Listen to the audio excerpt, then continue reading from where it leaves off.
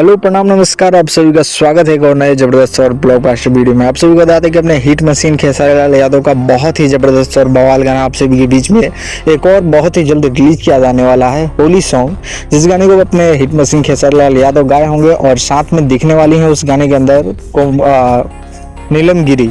बहुत ही खूबसूरत और बवाल गाना है और जैसे ही गाने का अपडेट आता है आप सभी को गाने का अपडेट जरूर मिलेगा। अभी हाल फिलहाल में एक होली गाना आया था इनका, गाँव करके कोई गाना था खेसारी लाल यादव का, तो वो जाके आप जरूर सुन सकते हैं। फालतू एंटरटेनमेंट भोजपुरी चैनल से रिलीज किया गया था और ये जो नया गाना है ये भी किसी नए चैनल से ही आएगा, बहुत ही जल्द आएगा। जैसे ही अपडेट आता है आप सभी को जरूर देंगे। तब तक के लिए इतना ही, मिलते हैं किसी और नए अपडेट साथ। तब तक के लिए बाय, जय हिंद, जय भोजपुरी।